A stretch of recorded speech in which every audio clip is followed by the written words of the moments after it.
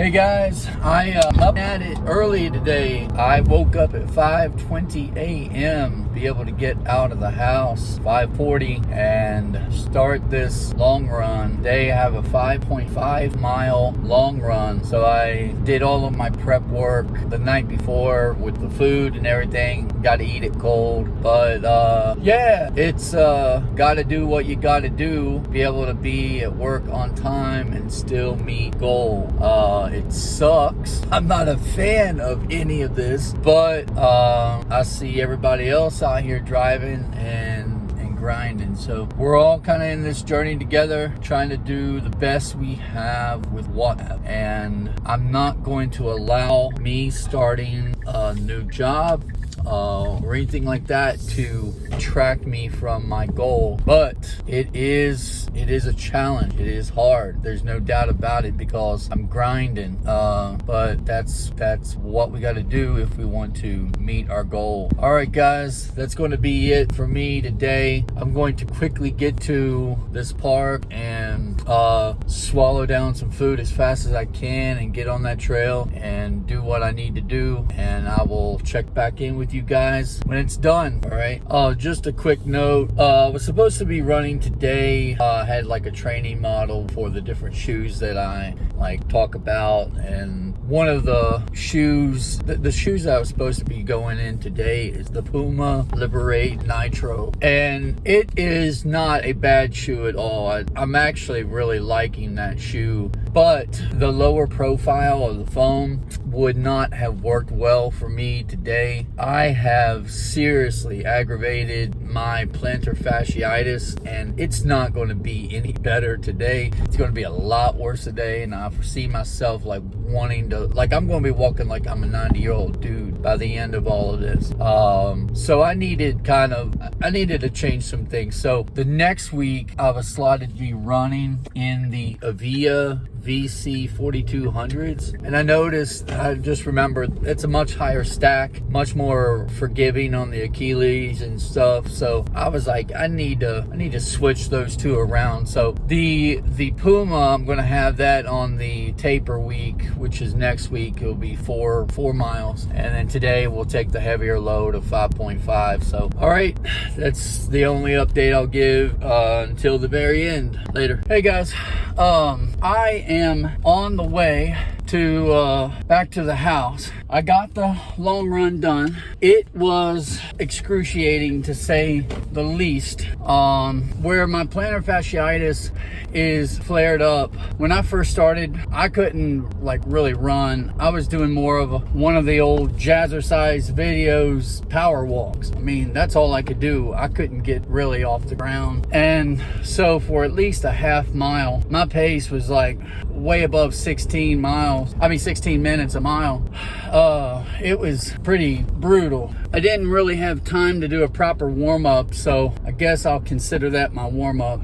And then when I was finally able to pick up a little pace, I had the watch set up with a safety net of pretty much like my heart rate being 160 beats per minute, and with a low of I think 145. That's what I'd set it to. Well, fortunately I never made it up to the 160, but it's crazy how heat and humidity can play a role in heart rate. But then like today was a cooler morning, so that wasn't really a factor. But what I'd done is over the last month and a half, I've gotten used to like where my heart rate's going to be at a certain time and all of that. And then today I'm looking down and I'm feeling like at different times like it's time to stop. But then I look down at my watch and I'm at 145 beats a minute instead of say 160, and I went, what's going on here? This a little weird. And the body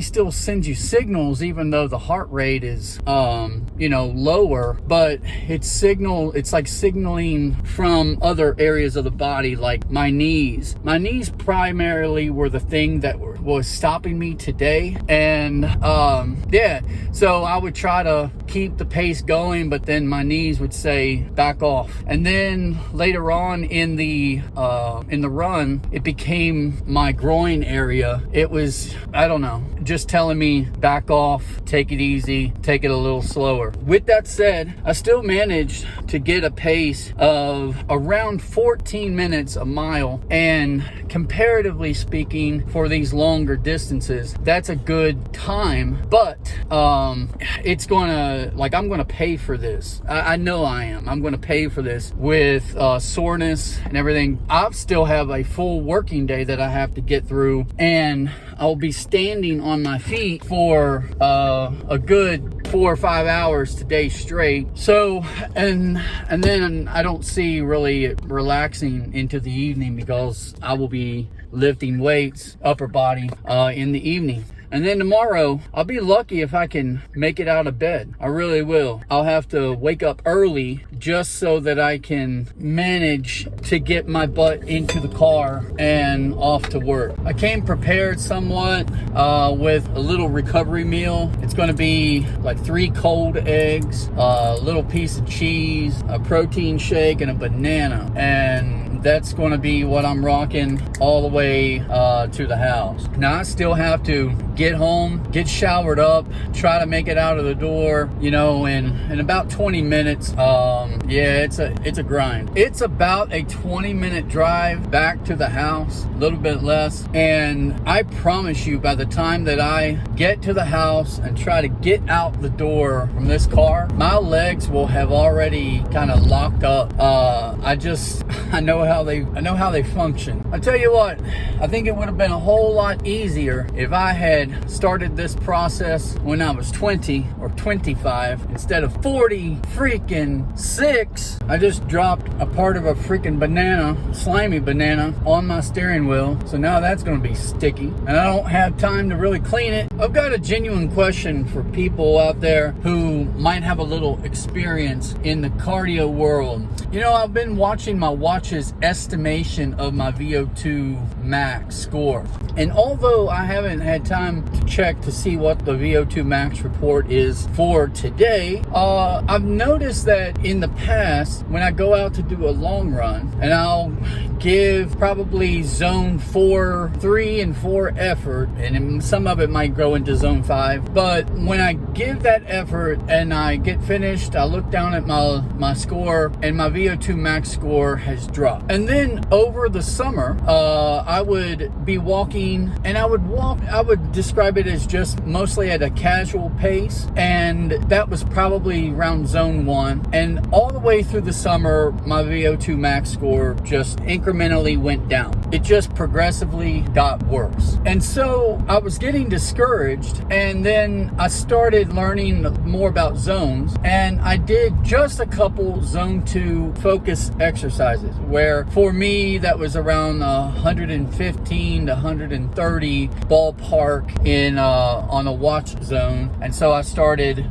just walking at that brisk pace, and I did that for about an hour each time. And I noticed that my score literally after every session went back up, despite the heat and despite the humidity. Now the question is, I mean, it's not really a question, or I don't know how to pose it, but I just don't know how that happens, honestly. How I can bust my butt, you know, is kind of giving it my all during a long run, and then also, you know, juxtapose that with leisurely walking, and it seemed like none of those two things were helping me with my overall VO2 max score, and yet just going out there and doing a brisk walk was the thing that started to make it rise. I don't know. It's just kind of confusing to me a little bit. So if anybody can offer some clarification on that, let me know in the comments. Oh well, that's going to be it for me today, guys. 5.5 miles in the books, longest ever run. I'll pay for it tomorrow, but hopefully I'll be back, and if not tomorrow, the next day when I'm not as sore. All right, you all take it easy. Later.